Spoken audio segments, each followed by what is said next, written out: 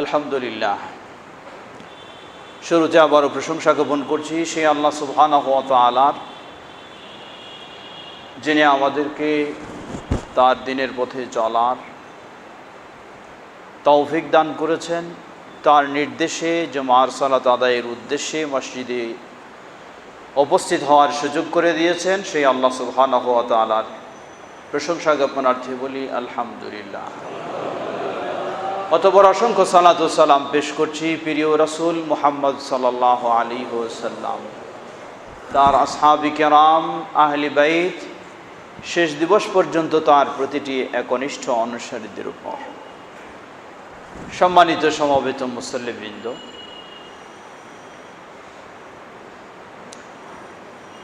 আমরা বর্তমান যে মৌসুম অতিক্রম করছি, তাপমাত্রা এর প্রখরতায় আমরা যেন অস্থির হয়ে যাচ্ছি। যদিও আমাদের দেশে কোনো কোনো দেশ থেকে তাপমাত্রা অনেক নিম্নে রয়েছে, সবসময় আমরা যে কোনো মৌসুমেই, বৃষ্টির সময়, শীতের সময়, গ্রীষ্মকালীন সময়, সব সময় আমরা অবস্থার প্রেক্ষিতে বলে থাকি যে এবার যে ধরনের গরম চলছে, অতীতের ইতিহাসে এরকম গরম ছিল না। এবার যে ধরনের বর্ষা চলছে, অতীতের ইতিহাসে এরকম বর্ষা ছিল না। এবার যে ধরনের শীত চলছে, অতীতের ইতিহাসে এই ধরনের শীত ছিল না। এর অর্থই হলো এই, দিনের পর দিন সেই মাত্রাটা যেন বৃদ্ধি হচ্ছে। সহিহ মুসলিমের হাদিসে এসেছে, নবী সাল্লাল্লাহু আলাইহি ওয়াসাল্লাম বলেন, লিন্নারি নাফাসুন, নাফাসুন ফিশ শিতা ওয়া নাফাসুন ফিস সাইফ। জাহান্নাম প্রতি বছর দুটি শ্বাস ছাড়ে, একটি গ্রীষ্মকালে আর একটি শীতকালে। সেই হাদিসের আলোকে বলা যায়, তাপমাত্রার প্রখরতা যতই বৃদ্ধি হচ্ছে, মনে হয় এটি জাহান্নামের সেই শ্বাস ছাড়াটা ততই শক্তিশালী হচ্ছে। আল্লাহ সুবহানাহু ওয়া তাআলা আমাদেরকে কোরআনুল কারীমে স্পষ্টভাবে জানিয়ে দিয়েছেন কেন এগুলি, এ বিপর্যয় কেন। এটি কি প্রাকৃতিক দুর্যোগ, না এটি আল্লাহ সুবহানাহু ওয়া তাআলার শাস্তি? আজকে আমরাও যারা আল্লাহকে বিশ্বাস করে না, তারা বলে থাকে যে এগুলি প্রাকৃতিক নিয়মেই হচ্ছে, আল্লাহ দিচ্ছেন বা পাঠাচ্ছেন বা আল্লাহ শাস্তিস্বরূপ কিছু চাকাচ্ছেন, এমন কিছুই নয়। প্রাকৃতিক নিয়মেই হচ্ছে, এটার পর এটা, এটার পর এটা। আমরাও যেন তাদের সাথে সুর মিলিয়েই অনেক সময় বলেই ফেলি, হ্যাঁ এগুলি প্রাকৃতিক দুর্যোগ। এ সমস্ত বিষয়গুলিকে প্রাকৃতিক দুর্যোগ বলে বলা, হয়তো বা আপনি এটি বুঝছেন না, কিন্তু যারা বলে থাকে তারা বিশ্বাস করে দুই ধরনের। যেমন এক শ্রেণীর অগ্নিপূজকেরা বিশ্বাস করে যত রকমের কল্যাণ রয়েছে সেগুলির স্রষ্টা হলো আলো, নূর। যত রকমের অকল্যাণ রয়েছে সেগুলির স্রষ্টা হলো অন্ধকার।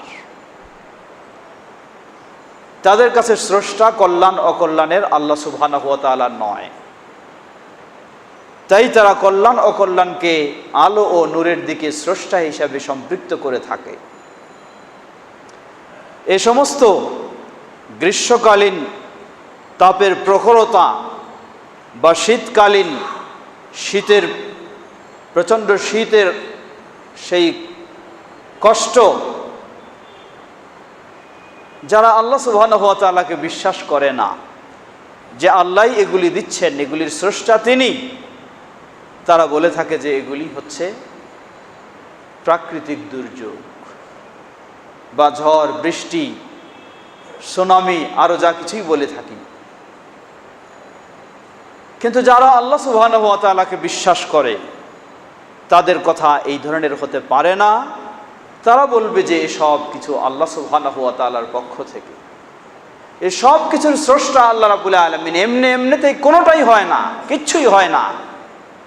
সব কিছুর পিছনে রয়েছেন মহান স্রষ্টা আল্লাহ সুবহানাহু ওয়া তাআলা। তিনি এগুলি সৃষ্টি করেছেন, তিনি এগুলি প্রেরণ করছেন, তিনি এগুলি দিচ্ছেন। কেন? আল্লাহ রাব্বুল আলামিন কোরআনুল কারীমের সেই সূরা রূমের 41 নম্বর আয়াতে সেটাই বলে দিলেন, যাহারাল ফাসাদু ফিল বাররি ওয়াল বাহরি বিমা কাসাবাত আইদিন নাস।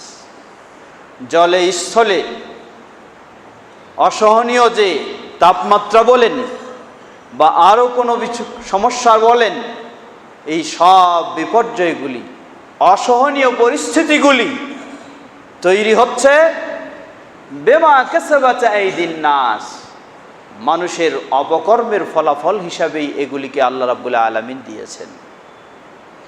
লিয়ুযীকাহুম বা'দাল্লাযী আমিলু লাআল্লাহুম ইয়ারজিউন। তাদের আমলগুলি এতই মন্দ হচ্ছে, সেই মন্দ আমলের ফলাফলটা এতই ভয়াবহ যাতে তারা কিছুটা অনুভব করতে পারে। এজন্যই আল্লাহ রাব্বুল আলামিন শুধু পরীক্ষামূলক তাদেরকে কিছু দিচ্ছেন, যে দেখো এগুলি তোমাদের কৃতকর্মের ফল। কিন্তু আজকে আমরা সেটা স্বীকার না করে, সেটা উপলব্ধি না করে, যারা আল্লাহতে বিশ্বাসী নয় তাদের মতো আমরাও মনে করছি এগুলি হয়তো সাধারণভাবেই প্রাকৃতিক দুর্যোগ হয়ে আসছে। না, প্রাকৃতিক দুর্যোগ বলতে কিছুই নেই। সব কিছুর স্রষ্টা একমাত্র আল্লাহ সুবহানাহু ওয়া তাআলা। আলহামদুলিল্লাহ রাব্বিল আলামিন অর্থটা কি? আসমান জমিন জগতের ভিতরে যা কিছু রয়েছে সবগুলির রব হলেন, পরিচালক হলেন, স্রষ্টা হলেন একমাত্র আল্লাহ সুবহানাহু ওয়া তাআলা। সুতরাং প্রাকৃতিক দুর্যোগ বলতে কিছুই নেই। সম্মানিত সমবেত মুসল্লিবৃন্দ, সুতরাং আমাদেরকে মনে রাখা দরকার, আল্লাহ রাব্বুল আলামিন আরো কত কঠিনভাবে বললেন। দেখুন, আমাদের যে অপরাধ, সেই অপরাধ অনুযায়ী যদি আল্লাহ আমাদেরকে পাকড়াও করতেন, আল্লাহ বলছেন সূরা ফাতিরের 45 নম্বর আয়াত, লাউ ইউআখিযুল্লাহু আন-নাসা বিমা কাসাবু মা তারাকা আলা যাহরিহা মিন দাব্বাহ ওয়ালাকিন ইউআখিরুহুম ইলা আজালিন মুসাম্মা فإذا جاء أجلهم فإن الله كان بعباده بصيرا لو يؤاخذ الله الناس بما كسبوا। মানুষ যে সমস্ত অপকর্ম করছে এই অনুযায়ী যদি আল্লাহ মানুষকে পাকড়াও করতেন, মা তারাকা আলা যাহরিহা মিন দাব্বা, পৃথিবীর বুকে কোনো প্রাণীর বিচরণ করার সুযোগ হতো না, সব শেষ হয়ে যেত, সব শেষ হয়ে যেত, কারো বেঁচে থাকার সুযোগ ছিল না। আল্লাহর জমিনে আল্লাহর সাথে অন্যায় করে আপনি বেঁচে থাকবেন সেই সুযোগ ছিল না। আল্লাহর জমিনে আল্লাহর অবাধ্য হয়ে আপনি চলাফেরা করবেন সেই সুযোগ থাকবে না আপনার। কিন্তু বিষয়টি কি? ওয়ালাকিন ইউআখিরুহুম ইলা আজালিন মুসাম্মা। আল্লাহ রাব্বুল আলামিন প্রতিটি জাতির, প্রতিটি মানুষের একটি নির্দিষ্ট আয়ু দিয়েছেন, সেই আয়ু পর্যন্ত আল্লাহ ছাড় দিয়েছেন। এই লোকটা সুদ, ঘুষ, অন্যায়, অবিচার, যত রকমের সব কিছুতে ডুবে আছে। আল্লাহ রাব্বুল আলামিন ইচ্ছা করলে তাকে এই মুহূর্তে ক্লোজ করে নিতে পারেন, কিন্তু আল্লাহ ছাড় দিয়েছেন কেন? যে এই লোকটার আয়ু আল্লাহ রাব্বুল আলামিন দিয়েছেন 70 বছর। এই আয়ুটা পূরণ করার জন্যই আল্লাহ রাব্বুল আলামিন তাকে ছাড় দিয়েছেন। হতে পারে তার বোধোদয় হলে নিজের ত্রুটি স্বীকার করে আবার আল্লাহর পথে সে কোনোদিন ফিরে আসতে পারে। আল্লাহ রাব্বুল আলামিন দয়াশীল হিসাবেই, দয়ালু হিসাবেই শুধু ছাড় দিয়েছেন।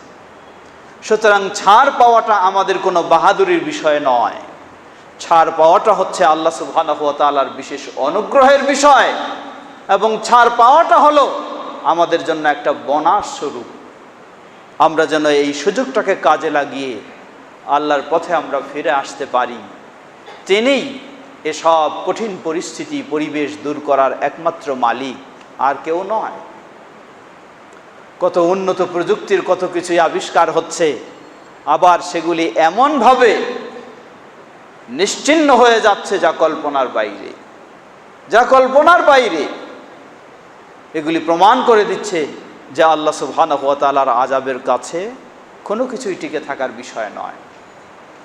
আল্লাহ সুবহানাহু ওয়া তাআলা আমাদেরকে সে বিষয়গুলি উপলব্ধি করার এবং সেই অনুযায়ী সঠিক পথে ফিরে আসার আল্লাহ আমাদেরকে তৌফিক দান করুন।